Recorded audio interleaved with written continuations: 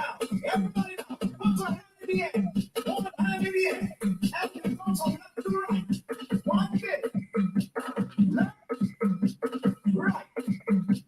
Left, right. Do that. Left, right. Left, right. Left, right. Left, right. Left, right. Left, right. Let's go.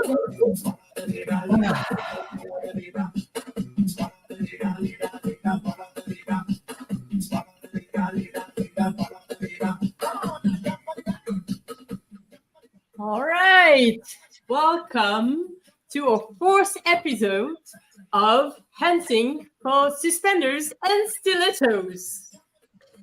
The podcast where we explore the edges of leadership.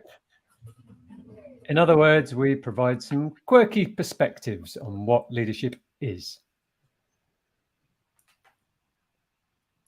My name is Anne, and I'm based in Amsterdam, and I'm French. I'm Houda, I'm based in Dubai, and I am from Morocco. I'm John, I'm based in Cambridge in the UK, and today our topic is presence and what that means in leadership. Sarah unfortunately can't be with us today. We send her our love and she'll be back next time. We just had some fun before we started where we were absolutely not present. So let's start with talking about what presence is, how it shows up for each of us, and how it didn't show up just before we started. So who'd like to start?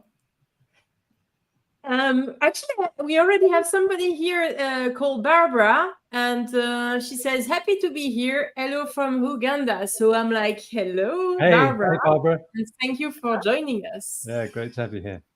And of course, now that I've seen that, I don't remember what was the actual question. John, can you please repeat it? Well, I was sharing about how we definitely weren't present before we started here, and let's use that to talk about what presence is, and well, by example, like how it wasn't present for us just before starting. Yeah, I think I led a beautiful retreat over the weekend, and then I was attending a training this morning, and then I was like, oh my god, I'm gonna go live, and I didn't even know what we were gonna talk about, and then we started to have technical issues, and then so I went so much in my head, and then we usually use this nice music, Follow the Leader, as a warmer for us to drop in our body, and well, it works wonders actually. Using the body, going back to the body, just help us to be more present. Well, thank you, Anne. And that is presence as being present, attending to what is happening now. And that is important because otherwise we don't listen well. We keep chasing the ideas that we have in our heads. And for me, the way I was feeling just before we put the music and started being here, I had something shooting there. I just couldn't focus on what we were doing. And nothing made sense. Not even what I read made sense. So that is important because it is the beginning of presence. It is the foundation of presence, that holy grail that all leaders are looking for. Right? So great. Thanks, Houda. Let's stay a bit with like defining this, because it can seem a bit woo-woo or a bit of a coachy term or a leadership training term. So how do you know when you're present? I'll start with that. Part of it's what you were saying is I'm not like all over the place. I'm very much here with whatever I'm dealing with, the person in front of me, the group in front of me. I'm not too caught up in my own head. And what happened just before, I mean, we were laughing about it, but really we were all over the place. And I could feel how I knew I wasn't present is I could feel a tension in me. So I was very much in my thinking, not really relaxed in my body. So that's one of the indicators to me is this. There's a tension there. How is it for you?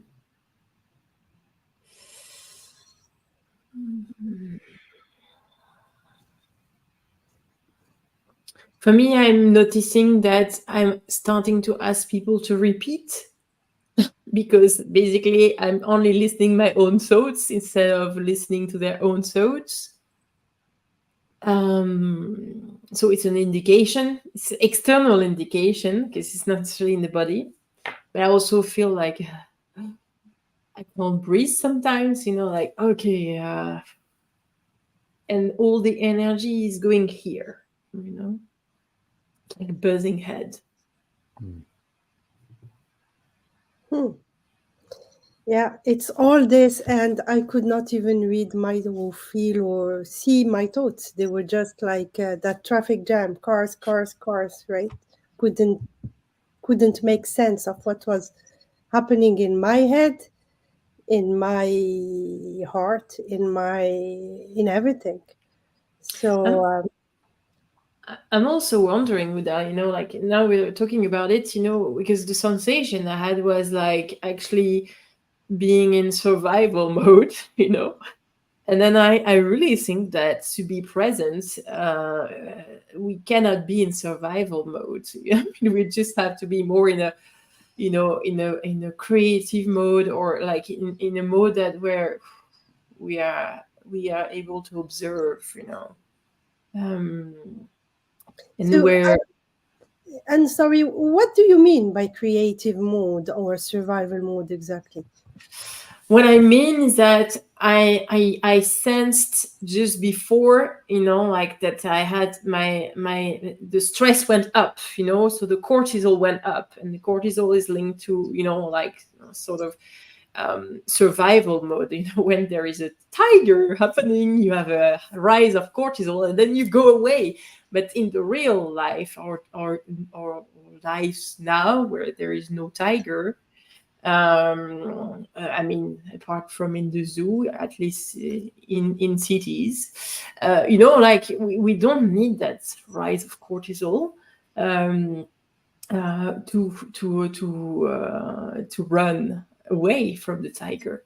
And so what I mean by that is that if we are more in a state of flow, and creating more positive hormones, so like breathing is one, movement like we did now, we actually laughed and then moved to a dance. And then these movements, it creates a different kind of chemistry. So let's go there. We'll come back to why is this important, what's it got to do with leadership, but let's go there. How do we get there? How do we get to that presence?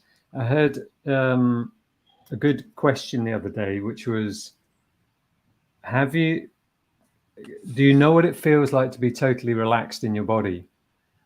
And people can normally say yes. And then the question is, how often do you experience that? And very often, especially leaders, especially the people we work with, they might even laugh, right? And say, well, hardly ever.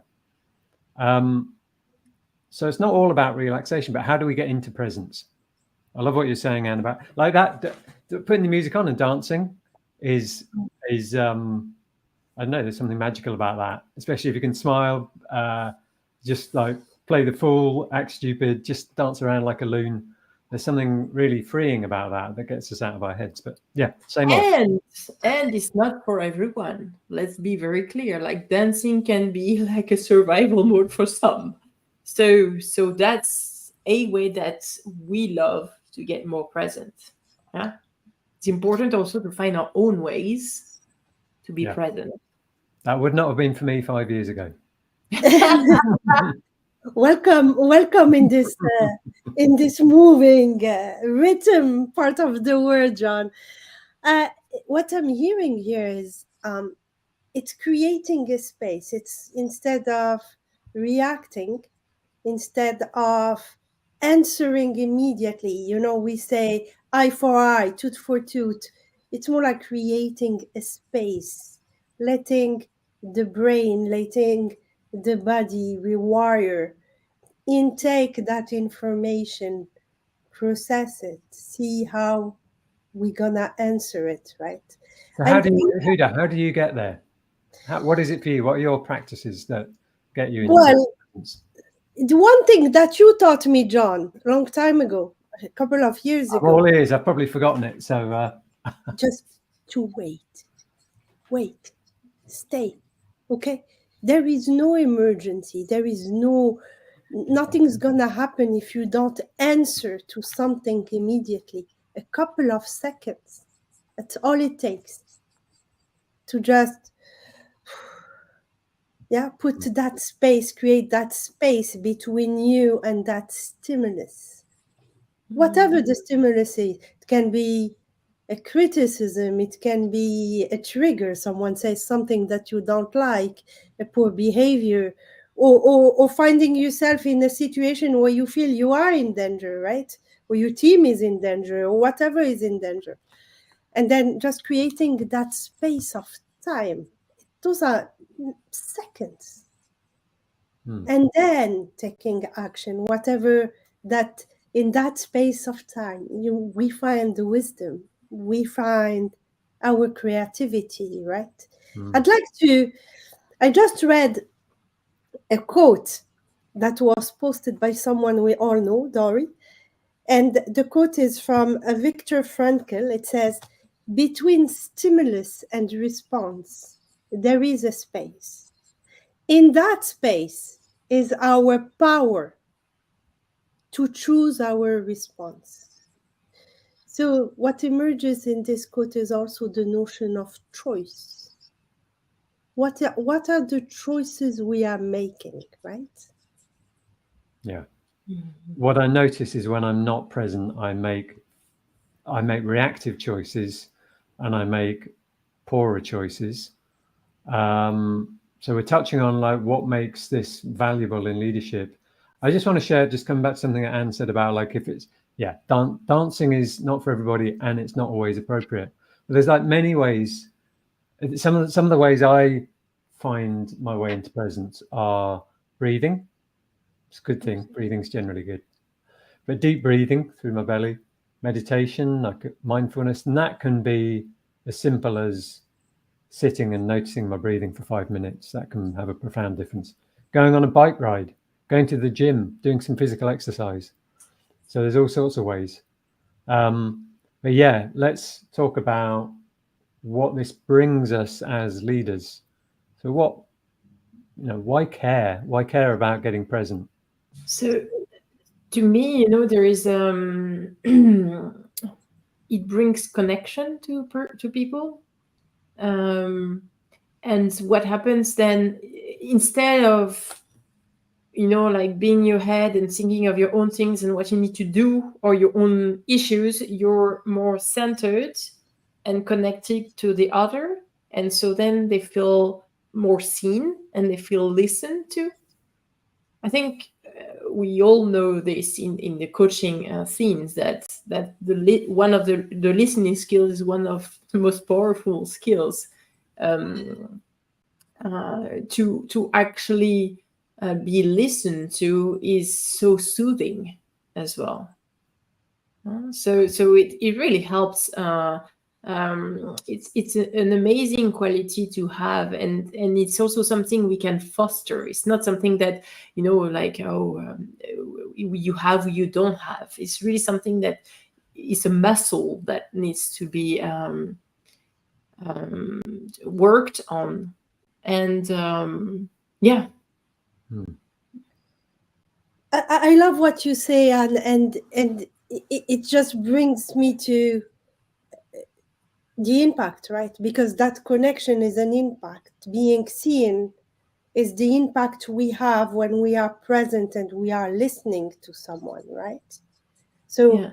and for me, a strong presence is that awareness of that impact, and that we are a choice of the impact we have, and we are actually more than being a choice, we are responsible for it, right? So it's beyond the way we show up, but when we are responsible of the impact we have, we can only show up in a bright way, right? Because we pay attention to what is happening. Don't you agree, guys? But, I'm not sure. I just lost presence. but I was going to ask, what do you mean by to show up in a bright way? Can you elaborate a little bit on that, Houda? So a lot of leaders or executive want to work on their executive or leadership presence, right? The statistics show that 98% of people in top executive position want to work on their executive presence. So what does that mean, really? I mean, to get to those positions, usually you do something right? You're not just catapulted in. Yeah. And then, so what comes with it, right? So often those people are good. They can think, they're highly analytical, they can are creative, strategic, but then how do they show, how do they behave? What is their impact in the wider world, right? What is their impact on the team? What is their impact on the people they report to, on the report, etc.? The peers and their footprint in the world, right? So this is for me what the word I would use about bright. If you are present and you assume fully the responsibility of your impact, I mean, what can go, and you're aware of it, what can go wrong? My personal experience of it is, if I am in a meeting, say, and I'm grounded and I'm present, I'm relaxed in my body, I'm attentive, then I'm capable of so much more in terms of spinning multiple plates. I can hold multiple things that are going on in the meeting, or multiple perspectives that are being talked about. I can listen more deeply to an individual. I can also listen to what's happening in the field of the meeting. Like what's the the essence of what's going on. What can I feel into there? And I'm clearer in my decision making. I think it's all of these things that come from this presence, put it in quotes, because it's like, what, we're trying to touch on what that means, and we've discussed it a bit, but there's something very tangible and something a bit intangible there about those times when you show up and you just know you're on it. You can handle whatever turns up. You can make clear decisions. You can think clearly about the detail and the big picture. I think this is why it's so important. And yeah. So clarity is a benefit from having a presence. That's what I'm hearing here, John.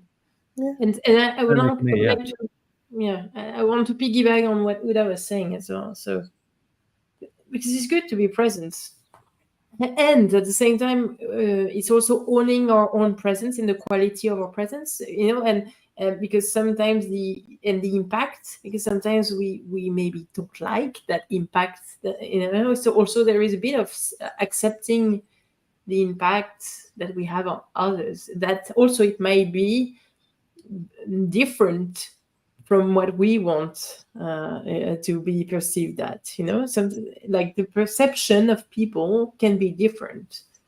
So then it's an additional thing about presence, I think. Hey, I'm conscious of time. Yes. I'm present to the time. And how should we wrap this up? Is there one more thing you want to say about presence, whether it's about what it means, why it's important, how you cultivate it?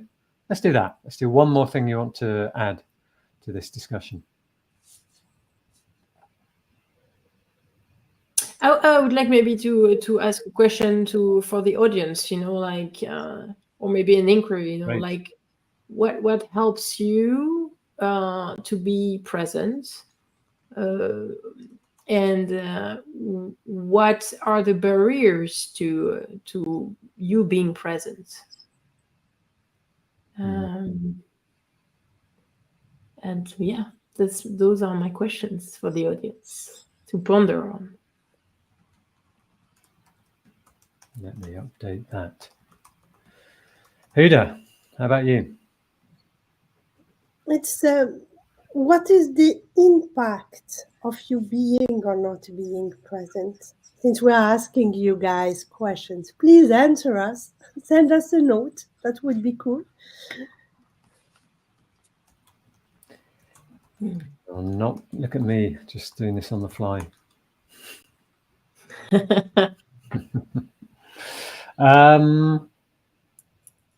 I'd like to add that this is not some woo-woo bullshit. The word, I think, as I said before, the word can, I mean, imagine it conjures up all sorts of ideas. But broadly, it's about being at your best more often, and that takes some work. It takes some work to not show up in a way where you're stressed and distracted and unable to have the impact that you want. I mean, what does it take to do that? That's really what we're talking about. All right. Right. Can we wrap it up there? Yes. All right. Thank you for joining us. You know where we are on LinkedIn. Reach out if you've got any questions, want to talk to any of us, and we will see you in a couple of weeks' time on the next episode. Yeah. Thank you. Thank Cheers. you.